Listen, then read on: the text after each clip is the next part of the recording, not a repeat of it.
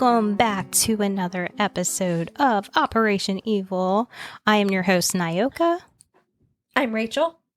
And today, Rachel's got a story for you. But before we begin, if you have any spooky stories, please send it our way. Did you like that? I did. I like it. But for real, send us your stories so we can pull together like an amazing Halloween episode. That was spooky. Yeah. What I was going to say was that I want to say thank you to Jessica for the coming on the last episode. She was so amazing. She is great. And there's a couple updates. That Taylor Shabusiness. That crazy ass person is she's got life, right? They just sentenced her to life without parole. Without the possibility of parole. She's honestly lucky she didn't get the death penalty. And I'm surprised that, if anyone in recent modern day true crime times should get the death penalty, I think she would definitely be one of them, you would think. She's like Hannibal Lecter and like Marilyn Manson. Charlie Manson. Charles Manson. Yeah. She's a whole different kind of crazy. Like, there's that picture that is on our Facebook where she's got like this hood looking thing, like, and her eyes and her hair's all crazy. Like, that's why she makes me think of Charles Manson, because of the eyes. Her eyes are evil looking. Mm-hmm. And that one time where she attacked her one attorney before her last attorney. Yeah. It's like, who does that? You're tired. I am tired. It's been a long week. I also, though, wanted to say that, do you remember Andre Grady? We did a story and his mom came on and she talked about Andre. Yeah. So do you remember there was a proclamation that they were trying to do? Yeah. Okay, so the proclamation happened, but they are still pushing to, like, do like the law part of it, like to get Andre's law like passed or whatever. So that's still in process. I haven't seen anything updated on the Facebook page, like honoring Andre, but there's that, and then what was the other update? Oh, Gypsy Rose. Yes. Which we haven't personally covered this one, but I think it's a pretty well-known case, and maybe we will cover it since we have this current update. But she is getting out in December of this year. She is being released early after completing 85% of her sentence, I think it was. I always thought that she got too much time. Like, there was a lot of factors. She got 10 years. I know. It's like part of you feels bad for her, and then part of you's like, well, she did have her mom killed. Yeah, it says, because she was abused. Just be. Oh my God, I can't say her name now. Gypsy?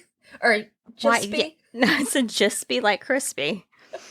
He was originally set for a 2026 release from prison, will now be freed on December 28th after serving 85% of her sentence as required by state law. Well, her father and stepmother, the last time I looked into it, were really active in her life. Oh, really? Mm-hmm. So I didn't know that. I feel like we've been getting a lot of updates, and there is currently a trial going on. Remember when we covered the documentary on Taking Care of Maya? Her trial's going on right now, too, on the Long Crime Channel on YouTube. I haven't got to really follow it because it's been going on while working, and I'll try to listen and everything, but then stuff happens. But anyway, so I'll keep an eye out for updates on that. And that's where Maya and her family are trying to sue the state for wrongful death. I think the hospital. Or the social worker, whatever. John Hopkins Hospital, I think it was. Okay.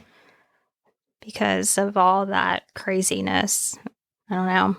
And the ketamine and everything. Mm-hmm. I don't know. So I'll keep an eye on that. But I feel like there's been a lot of true crime updates lately. Yeah.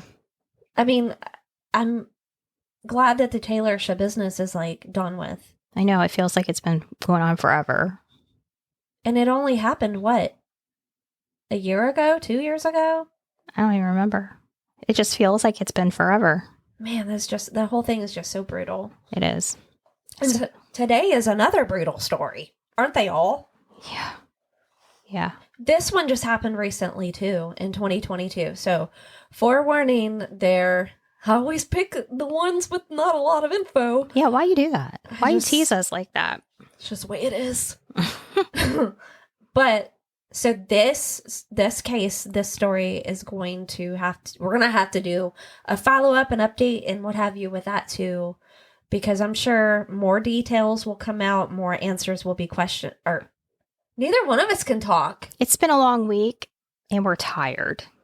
It's been a weird week. It's been a full moon week. Is that all the updates we had? Oh, wait. So the notebooks, don't forget you can get you some little notebooks on Amazon. Nayoka made those, and they feel really nice. I mean, like, she didn't, like, physically make them. Like, she designed them. And Amazon makes them and ships them. Yeah. And don't forget about Jessica's book. What is it called again? I'm Not Broken, Surviving the House of Demons, which you can find on our Facebook page. Mm-hmm. And I think, I could be wrong, but I think it's available in audio, too. I think. Okay, so I guess let's just get into this horrible-ass story. Yeah, no more delaying. Just jump in, tell us this horribleness. This story is about Lacey Fletcher, and I'm going to start out by reading her obituary. Now, correct me if I'm wrong, but aren't most obituaries, like, they tell quite a bit about the person, like, details? Or are they just, is it just different? Can some of them be to the point? Some of them are to the point, like, such and such passed away on this day, and then they list all the survivors, and I think they all kind of vary. Okay. Maybe it's just the context of everything else, but I just thought, when I looked up Lacey's obituary, I don't know, it was, something about it struck me. It's just so... vague? Yes, that's a perfect word. Lacey Fletcher, daughter of Clay and Sheila Fletcher of Slaughter, Louisiana, was called to be with her Lord and Savior, Jesus Christ, on January 3rd, 2022. Relatives and friends are invited to join the family for the visitation at Baker Funeral Home, gives the address and the date and the time, with a brief graveside service immediately following at where the place is. And then you can actually go to the website and you can order a memorial tree or send flowers to the family in memory of Lacey. And there's like a link for the flower store. So that's it. That's her obituary. Short and sweet, to the point. Lacey, when she died, she was 36 years old. And she suffered, from what they say, she suffered from anxiety and Asperger's. Now, some reports, I know, like, I think from what my knowledge, Asperger's is a form of autism. Mm-hmm.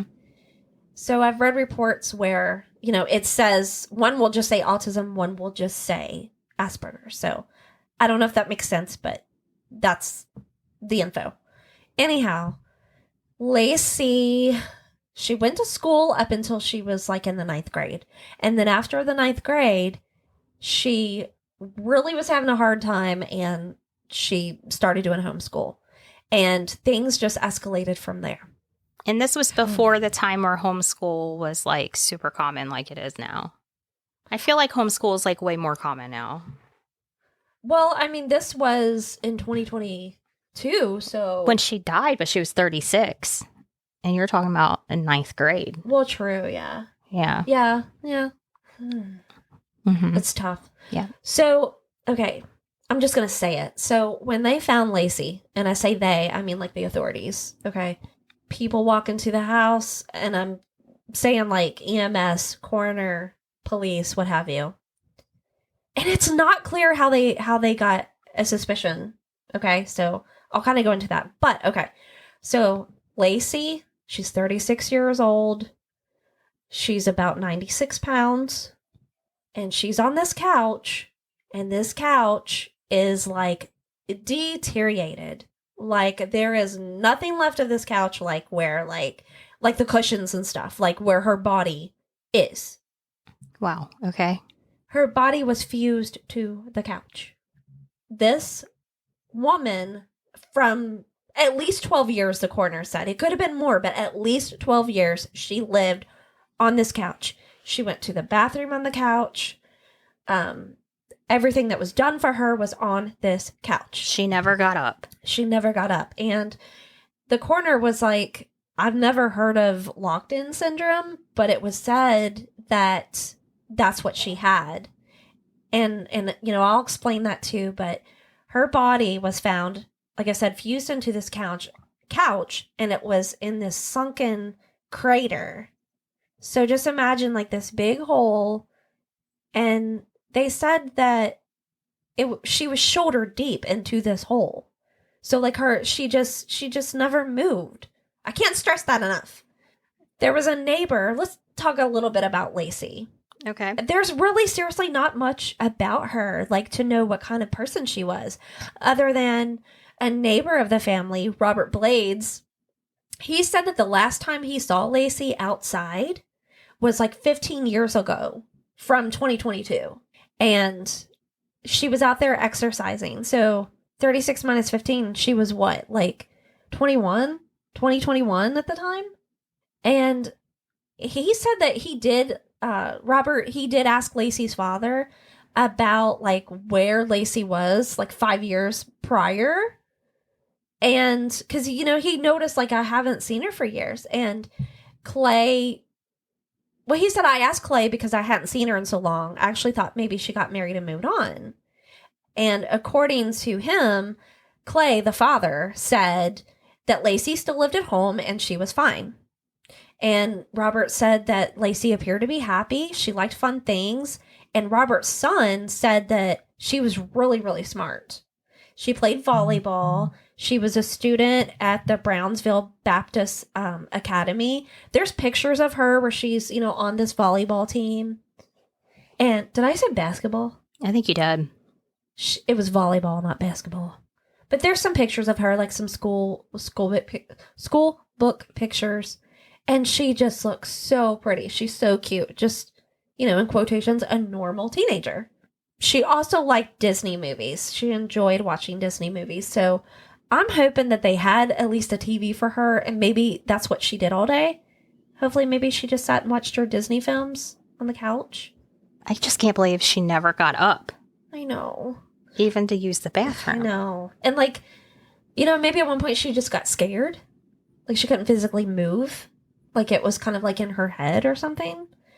But the father or the son of Robert said too that like he did notice that when she went to school with him that she was a little bit more immature than the rest of the kids. Like, I mean, we all like kid-like things, but she was like, I guess, you know, just not mentally as mature as the other kids. Okay. So now I really want to talk about the coroner. I read several articles about this coroner that investigated or, you know, was a big part of this investigation when Lacey was found deceased.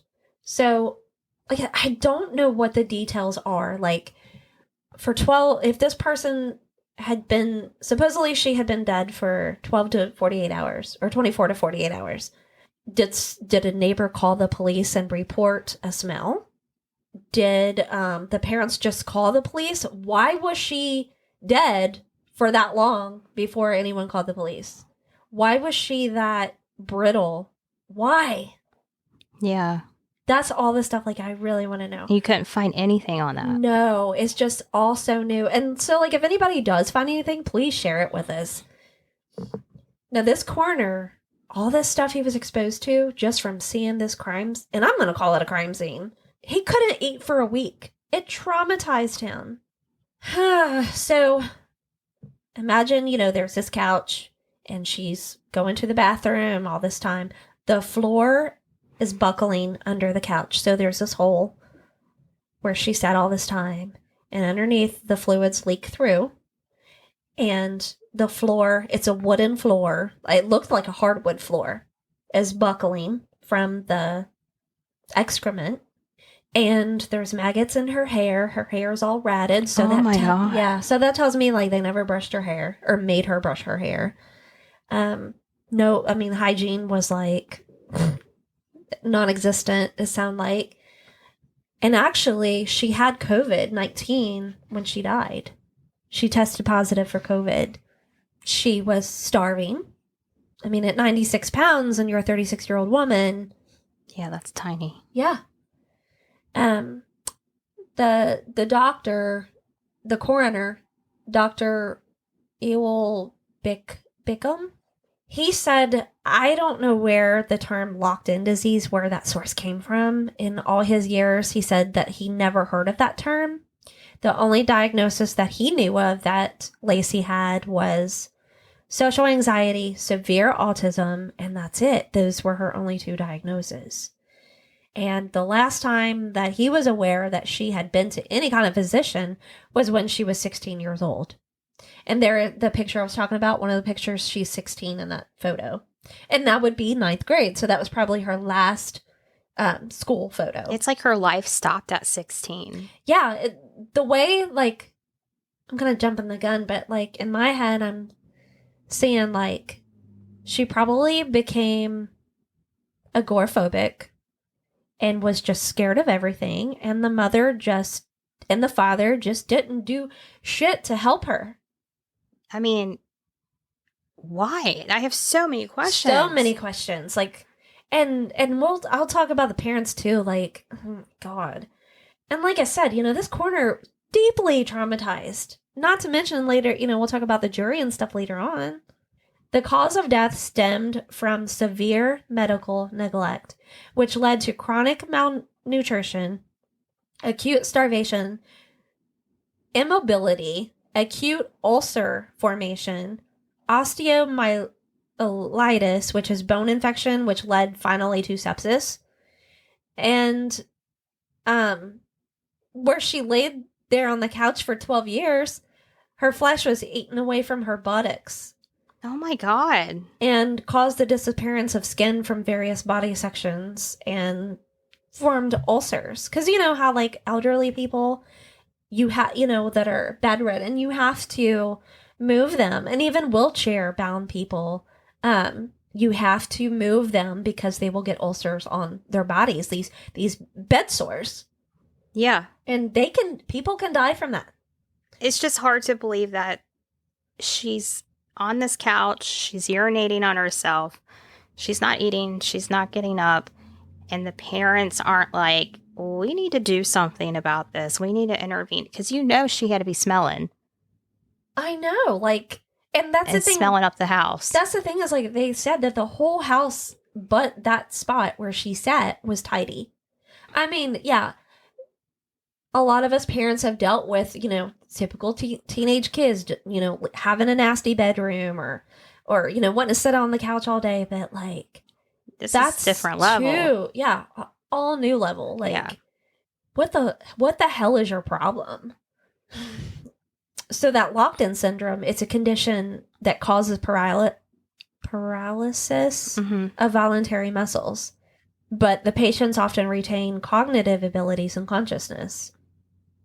People with locked-in syndrome are bedridden and entirely dependent on caregivers. Which she didn't have. No. None at all. None at all. And this is why I want to know more details about how did they find her. Because according to the coroner's office, the parents were away on a weekend trip when Lacey passed away. So, like, are you telling me that they just left her like that and she passed away and then they come back home and like, oh, she died, so let me call the police? And the maggots that were in her hair, was that from her hygiene or was that from her decaying? Right. And I'm sure whatever. You know what I mean? Like, yeah, I'm sure she had sores on her head. Oh, and this is what really pisses me off. The parents insisted that Lacey was capable of making her own decisions and never complained about her sores. Mind you, the neighbor's son said that she was always a little bit more immature. Yeah, obviously there's issues, right? And they said, too, that the mother routinely cleaned her daughter's sores. Well, you did a shit-ass job about it. And, I'm sorry, I apologize, like, if this is proven to not be true or whatever, but, like, what a piece of crap. It doesn't sound good for them. No. So Sheila, they're taken in as soon as they find Lacey, they take the parents in for questioning. Both of them are 64 years old. They were originally arrested and indicted on a second-degree murder charge in May. So she died in January of 2022. They were arrested that May, that same year. And there was, like, some verbiage that was, like, confused. Like documents were filed with the court, and then, like, there was these other documents, and they said that the verbiage in the documents were different from one another. And so, like, it was thrown out. So the judge tossed the charges because he found that the prosecutors had mistakenly used defective language for charges of cruelty against elderly people. Because you know how common that is, right? Yeah. So, because the verbiage elderly people was used, and I'm sure there was some other details, it got thrown out. So, of course, thrown out on a technicality. Exactly. But don't you worry, because a month later, let's see, they were out in June, so they spent a month in jail. That's it? Yeah. Or you know what? Not even that, because they got out on bond. They were considered not to be a flight risk. So, June, they were freed, and then they were arrested again in July. So don't worry, it was like May, June, July, like it was quick. And they got a bondsman. The mother got out first on a $300,000 bond, and of course pled not guilty. And then the next day, the father got out. Now the parents, names again, Sheila and Clay that's their names. They were highly respected churchgoer pillars of the community. The Fletchers moved into their neat 2-story home on a gravel cul-de-sac around 27 years ago, where a then 9-year-old Lacey started to make friends with children who lived on the same road. So it makes me wonder, too, like, at some point, like, did she just not want to go outside anymore? Or was she not allowed to go outside anymore? Like, and the mom, she was a police and a court clerk in a nearby city, and this city was a small city, small town, like where they lived. And then more recently, she had became an assistant to the city prosecutor in Zachary, a slightly larger community also nearby. The mom was on Slaughter's board of aldermen, but quit in January following 4 years of service. I don't know what that board, I didn't look into it to see what they do. But I don't know. The fact that Lacey died in January, and then, I don't know, whatever. Clay, he was an officer of a nonprofit Baton Rouge Civil War Roundtable, which has a mission to educate and foster an appreciation for the sacrifices made by all during the Civil War. We're talking about some very kind people here. I mean, they're very involved in their community. Yeah. It's always those that you least expect. Yeah. The couple's lawyer, Stephen Moore, has said in a statement that the parents don't want to relive the pain of losing a child through the media. They have been through a lot of heartache over the years. Anyone who has lost a child knows what it's like. And I think, how dare you compare yourselves to parents who have really, I mean, of course they did lose their child, but how dare you compare yourselves? Was Lacey their only child, do you know? Mm-hmm. Yeah. As far as I know, yes. The district attorney said that the Fletchers claimed in 2011 to 2012 that Lacey didn't want to leave the house and had not been to a doctor. He said the parents claimed she was able to communicate with them and apparently never complained. The Fletchers reportedly said Lacey developed some degree of Asperger's syndrome after ninth grade when she started being homeschooled. They insisted during an interview with law enforcement that she was the one who chose to never leave the couch and to relieve herself there on a nearby towel. And on right after Lacey passed away, the mom or dad or one of them or both wrote, "Mom and Dad love you so much" on Facebook. Each of the accused parents, like I said, had their bond set at $300,000. Oh, and also too, let me add that one of the reasons why that it got thrown out first, the indictment, was that there was a missing signature. So like their lawyer like really like did his job as a lawyer. Yeah, they got him out off the hook. So in May, it comes the trial or whatever, and this information that I'm going to tell you, some of it I'm going to read. This comes from, straight from the paper, but this comes from the Daily Mail out of UK. Like, they have so much information, like any kind of stories, like you can just find through them, like, and I don't know how they do it, but they obtained the pictures of the scene. Some of the graphic images that were shown to the grand jury. So actually, I take that back. It wasn't like a jury trial or whatever. It was the grand jury that were deciding to indict the parents. They were shown these graphic pictures from the crime scene, and these horrific pictures, there was like dozens of them, were shown to this jury in Clinton, Louisiana, during a sealed session that the media was not allowed to attend. And the images showed Lacey's face covered in red blotches. Her hair and her body were covered in excrement besides the maggots crawling in her hair. The outlet where these pictures, the Daily Mail, reported that to the right side of the couch was a neat pile of clothes. District Attorney Sam D'Aquilia, who sought murder charges and who is prosecuting the Fletchers at the trial, he's the one that shared these images with the Daily Mail at his office. And I think it's kind of important. What do you think about that? To share the pictures? Yeah. Yeah, I think people need to see. Did you find any of these pictures online? There is some pictures, yes. Are you going to post those? Oh, I will post. There's a picture of the couch. Okay, yeah, post that. Yeah. Of course, these are not to be released for publication. Nearly all the pictures were unpublishable due to their horrifying graphic content. But in this article, they do describe the pictures, what they see. In them, Lacey appears almost buried up to her shoulders in the wide and deep hole in the sofa that her bony body has worn over the years, rubbing away the cushioning. She is slumped over on her left side with her right arm across the top of her emaciated body near her neck.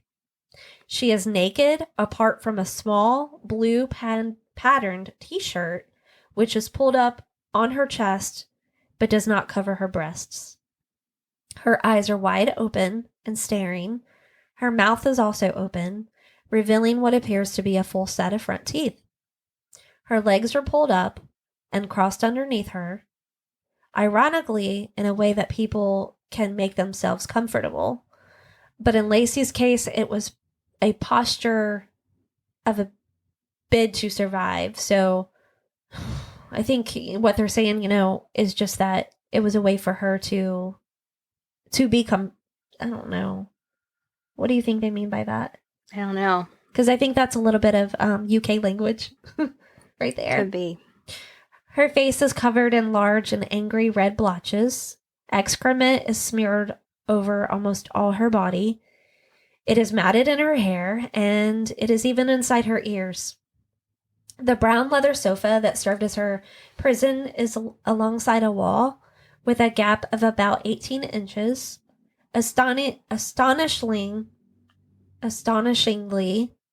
to the couch's right side is a gray commode and a neat pile of clothes.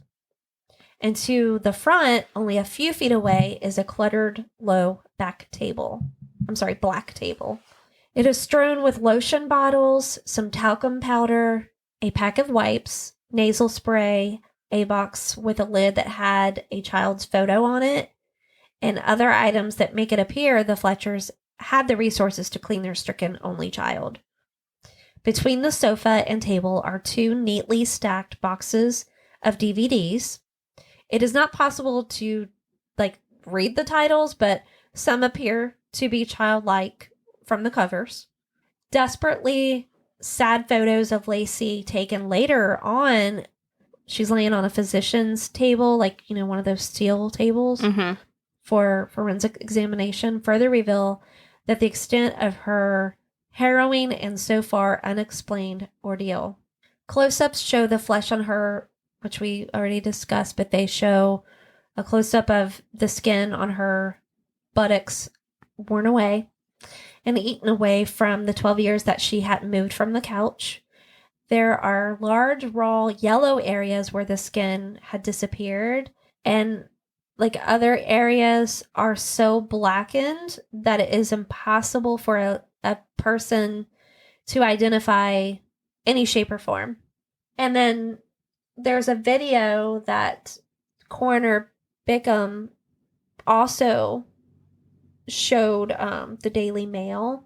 And in this video, it's, of course, a horror scene. And it says, that this video was taken after the sheriff's deputy responded to this 911 call. And everything was documented.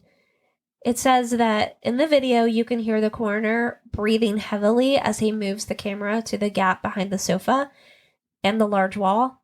And there's a large wet patch on the floor directly behind Lacey's body, which he believed to be urine. And the prosecutor says, to the Daily Mail reporter, what have you, he says, you can't say she wasn't in pain. He believes that the couple will plead not guilty to second-degree murder, and their legal team will fight to have the charges reduced to at least manslaughter, which carries a 0 to 40-year jail term. But he's determined to battle that move. He said, yet if the reduced charges happens, that the Fletchers could get 20 years for this. They need to serve at least that much time. I mean, that really, they're 64, so they'll be 80 some years old. Yeah. The DA also put forward an intriguing thought surrounding the fact that Lacey was hidden from the world for around 20 or 15 years. Like you said, it was like her life stopped. Yeah. The thing that strikes me is that as Lacey hadn't been seen for so long, what was to stop the Fletchers simply taking her body out at night and burying it in the backyard? That's what the DA said. And no one would have even known that it happened. And I agree with that. He also told the Daily Mail that the couple's arraignment is likely to be within 2 months. So 2 months from May and of 2022 is what it was said. And that the trial could commence as early as October. But that's the last, bit of information that I got from it. So I don't know where we stand at right now. I think it's just maybe waiting a trial date. I don't know. But how can they not be considered a flight risk? I don't know. I don't know. I have a feeling like they're going to get off the hook on this one. And what's bullshit, too, is that the grand jury, they had to look at these pictures. It was so bad that they had medic on standby. I'm looking up Lacey right now. Do you see, the parents look like stereotypical, everyday parents, they don't look like monsters, like you would think. Oh. There's nice pictures of them together in front of a Christmas tree, but Have you seen any pictures of them, like a family photo or anything? No, I mean, the first thing that comes up is the couch. Mm-hmm. And it's pretty bad. I don't know how, as a parent, how you can watch your child live on something like this. The couch looks like when you watch hoarders and like it's a person who hoards animals. It looks like that type of couch. Like I remember seeing one episode where somebody had rabbits and like they just or chickens or something, I don't remember. It wasn't like cats. It was some sort of different animal and like they tore stuff up, like mattresses and stuff, and that's what it looks like. It's pretty bad. I don't know what to say about it. It's yeah, disturbing. you're gonna have to post this because I think people need to see it. I think people need to see it because, like, even you describing it doesn't do it justice. No, it's disgusting. She like melted into this couch. Yeah. Now, my aunt, she's the one that told me about this story, and she said that she had seen or read in something that when they did the autopsy that they found pieces of the couch cushion inside her stomach. Oh my God. I mean, that would make sense. You know, she's infused to the couch. Like, oh, let's go on a vacation away for a weekend. Our daughter, she'll be fine. I wish we had an update on what's going on. Okay. We're just going to have to keep an eye on this one because... Let's see. It's almost like it's just now hitting the media, you know? Yeah. Because, like, this article right here, I just pulled up another one, and it's from June of 2023. Oh, my God. I think I pulled up the same article, and it's... New York Post? No. But they all kind of say the same thing. Like, you know, what happened and all that. But there's not any new... So this is from 2023 in June, the article I'm looking at. Mm-hmm. And the article ends with that the couple remains out on bond at this time, and they're hopeful to have a new trial date before the end of the year.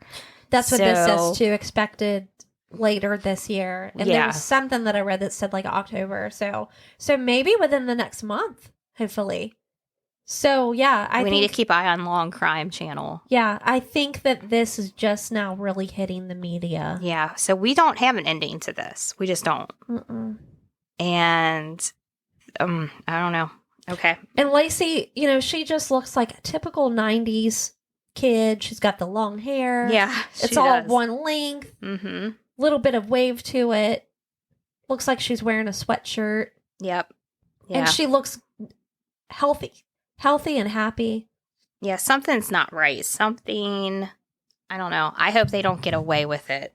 You don't watch your child just literally melt away. No, I mean, could you imagine, like, a 16-year-old, you give them, like, it sounds like they gave her one of those toilets that, like, elderly people get. So that, they put that in there, and then they're like, oh, you don't want to use it? That's okay. Like, I need to know. I need to know more. I need to know. I hope this trial goes into detail because it's like, why did you pull her out of school at 16 and not just let her just finish out high school? Because this wasn't super common during this time as it is today. So what made you do that? If she's having issues, you are not helping the issue by pulling her out of school, right? And then she's not seeing the outside world. She's not going to doctor's appointments. She's not getting up. She's not, like, I don't understand how they let this go on and on and on. I mean, abuse all the way. Like, maybe they didn't This is definitely abuse. Yeah.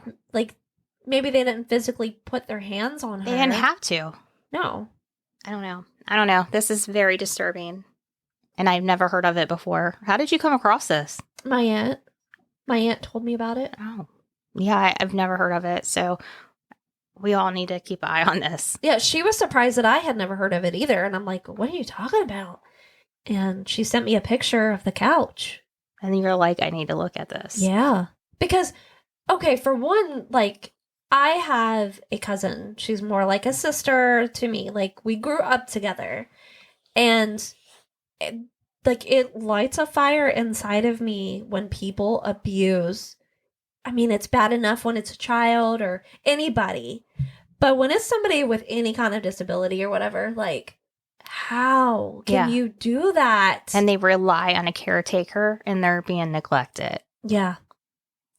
I don't know. Because, like, again, if this isn't true and this is like, they didn't do it, then I apologize. But what a piece of shit, both of them. Something's not adding up. I don't know if it's the lack of details, so we're making assumptions, or I don't know. It just seems like a lot to. There's something wrong here. I mean, and if you didn't want her, why didn't they like put her? They have put her in a home. Yeah, I know. I mean, and this woman, she worked for a sheriff's office or whatever. Like, please, like, it's like they live two different lives, one for the public and one in private. How are they any better than that one dude? The one that the BTK killer. Yeah. How are they any better than him? Yeah. I don't know. Good story though. This was crazy. Thanks for sharing it. I also want to say too that there is a petition I found online that you can sign, Justice for Lacey, and I'll share that in the show notes. So there's that too, if you want to look into that, if you want to sign it. But we remember you, Lacey. Yeah. Yep. I hope you get justice. All right. Thank you guys for listening to another episode of Operation Evil. And I know we've been late on the Patreon, and we'll get it out here in the next couple days. We'll make it up to you. We'll make it up to you. We fell behind schedule, but it's fine. It's fine. Anyway, have a good one, and we'll talk to you next time. Goodbye. Bye.